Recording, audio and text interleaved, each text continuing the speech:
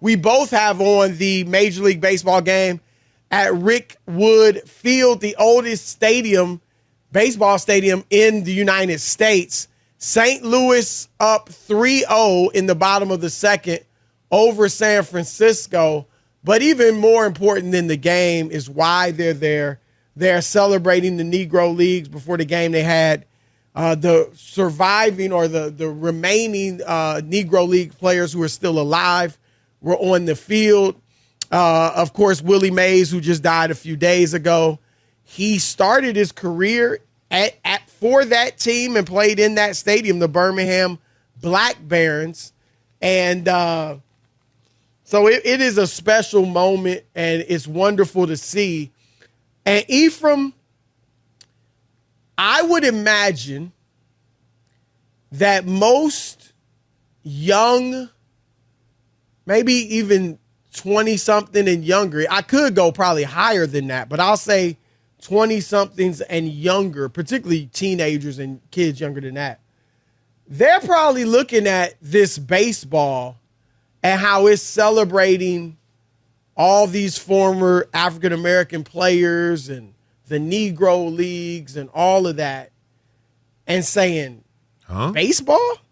Oh. Like baseball today is viewed as a white sport, or obviously you have a lot of players from the Caribbean, but it is definitely not viewed as an African-American sport anymore. And Ephraim, I'm going to throw some numbers at you. This year, let me just, I don't know, you may know, did you look at the notes? Yes.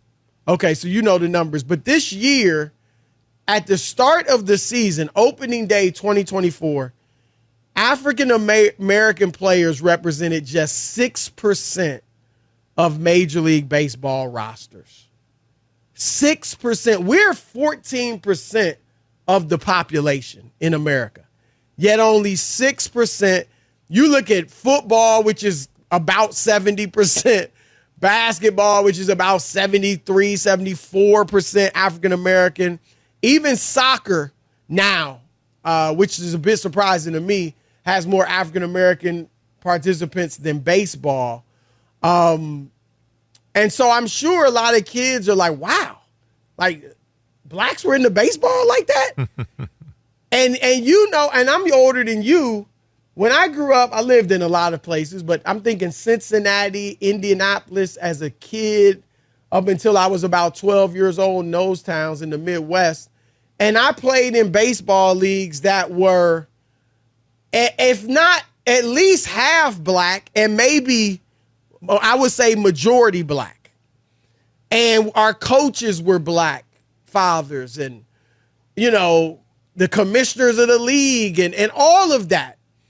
And so when I grew up, we loved baseball just like we loved basketball and football. And now it is completely different. And we got a lot, you know, to unpack in regards to this. But what are your thoughts on why? And you know, I believe your son plays baseball, right? Yeah, I'm a coach. So you coach it. Mm-hmm. So you're a great person to ask about this. But why do you think that, you know, there really aren't very many African Americans playing baseball anymore? Well, just you know, at the Little League we're here, you know, at Sherman Oaks Little League, which is very open and welcoming to all. We just run into a situation where there may be a handful of black coaches who have kids on teams. My son was the only African American on his team, on our team this year. And he's been on teams where it's just been, you know, one or two, three at the most. Even at this age, and now, you know, where you live, your demographic, things like that, all comes into play. Like I said, we're in Sherman Oaks. But the thing about kids and so the two sports that American youth play first, because you can play at the youngest, are soccer and baseball. Those are the sports you can play. You start playing the youngest. My first sport was baseball. Right. That I played. Yep. You can 5 years old, you can go to the PB, T-ball. right? The T-ball. I played T-ball. Right? All right. And soccer, 4 years old, you can go out there. All it is a bunch of kids running around in the huddle, like moving the ball. Chasing each other. Yes. It's the first time parents get a chance to have kids really socialize outside of preschool or daycare or something like that. Right. And it teaches them how to be a part of a team, and these are valuable lessons parents want kids to have as they get older. So as you move forward, the interest in soccer goes away almost immediately because when they're old enough to play other sports, parents immediately put them into other things. So a lot of kids, play soccer. Then when they get to that age where they play baseball, they may do 1 year of soccer and baseball, then baseball takes over. When you start getting up to 6, 7, now you can start playing basketball, right? Now you can get into basketball. It's a little bit more nuanced, a little bit more a coordination that you need to be able to play basketball because it's constant moving, it's dribbling, and shooting. It's a lot for someone under the age of 6 to really get a handle on. Yep. Then, you have Pop Warner football, right? America's sport. Most dads, most parents want their kids to play football. So as soon as they're old enough to go out there, it's starting with flag football now. It didn't used to be flag football. It used to just be Pop Warner. Now it's flag football. Right. So a lot of kids are playing flag football. The real change happens when you get 11, 12. After 12, not just for it's not just for black players, but for players in general. If you continue to play baseball after 12 years old, because you're no longer allowed, you aged out of Little League. Right. At after their 12, senior league. It's over. That. Right. So now it's a whole nother thing. Right. It's a commitment. Like you got to go somewhere else. And you need to be pretty good to and play you got to be, because you got 13, 14-year-olds who are unreal. Right. They've bought in. They're all in. They're going for it. So we see it a lot. A lot of kids age out of baseball because it's, first of all, it's a game of losing, right? Like you have to be okay with losing. Meaning, if you bat 300 for your career in the majors, you're going to the Hall of Fame. That's 30%. You're batting 30%. And 3 out of 10 times you're at the plate, you get a hit. You fail unless you fail in pretty much 70% of the time. It's a game of failing, and a lot of kids can't deal with that emotionally. I will say this, Ephraim, I played all three, football, basketball, baseball, growing up through high school. Not good at any, but go ahead. No, hey, I was doing my thing. I'm playing. But baseball, like you said, you go in slumps. Yes. I don't care who you are, how great you are. You're going to have slumps. And when you're slumping in baseball, it was, of the 3 sports, it's hard. It was the worst time. Worse. Right? Because, you don't really slump in football. You're either good or you're not good. Basketball can be you can but you miss can shots, do other things. Right. Baseball, when you are not hitting and you're slumping, it's over. You feel terrible. And it's hard to deal with that as a young player. My son went through one of those slumps this year, and he looked at me and said, Dad, I think this is the last year I'm playing baseball.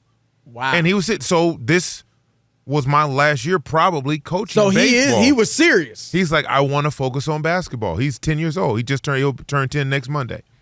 Right? Well, but I'll say this. When you get older, when you get to the high school level, what's the number one currency for a high school kid? Popularity. Yep.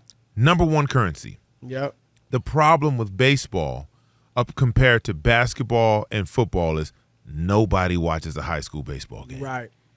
No, that's When I was true. in high school, the games were actually being played while we were still in school. We were in class. Wow. Right? I never heard of that. And I'm talking about 6th period. The baseball game is going on, right? And the only people who are out there are parents and coaches. There was no fanfare. Wow. There was no rally, no pep rallies for the baseball team.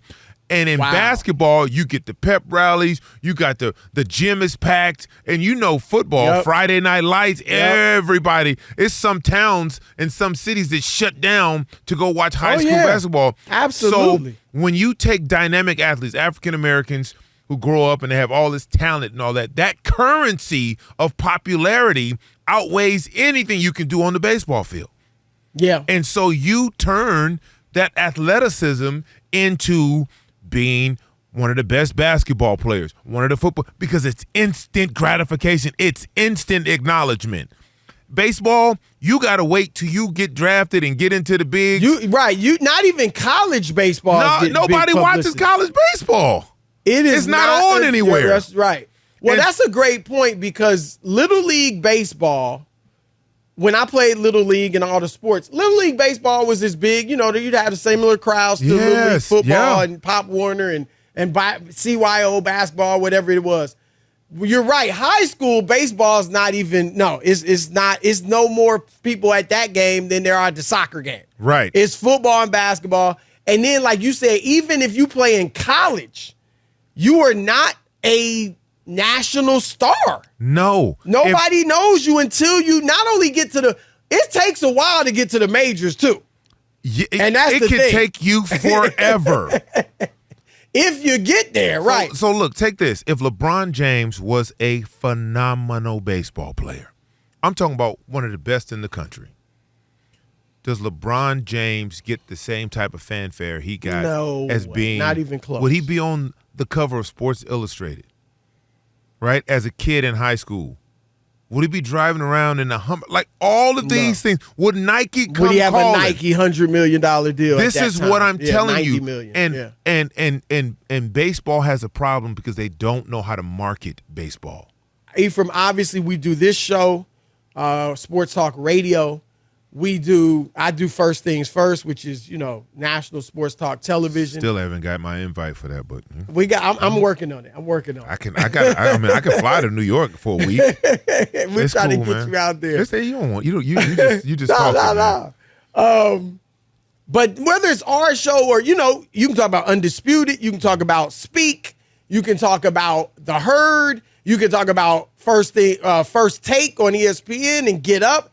The national shows hardly ever talk baseball. You're I absolutely remember right. I was on First Take back at ESPN with Skip Bayless. Mm-hmm. And this must have been, 2012-ish, 11, 12, 10, somewhere around there. And it was October. So the World Series was, going on. The baseball playoffs, I don't know if it was actually the World Series or just the playoffs. But I was like, why aren't we talking baseball in my mind? And we were talking football week 4 or 5, whatever it was, right? Basketball's about to start. And we're talking that and hardly any baseball, if any at all. And I was like, what is going on? And it was because these study groups showed that when people talked baseball, the ratings dropped. Yep. And you notice these shows, majority of these shows, now ESPN has a little more leeway because they're kind of the default channel, right? And people just naturally put it on ESPN. So they'll talk a little baseball on these shows, but they're even like FS1, overwhelmingly NFL and NBA. And that's a problem for baseball. That is a real problem because outside of, the baseball specific shows or Sports Center, they're not having the shows aren't talking about them.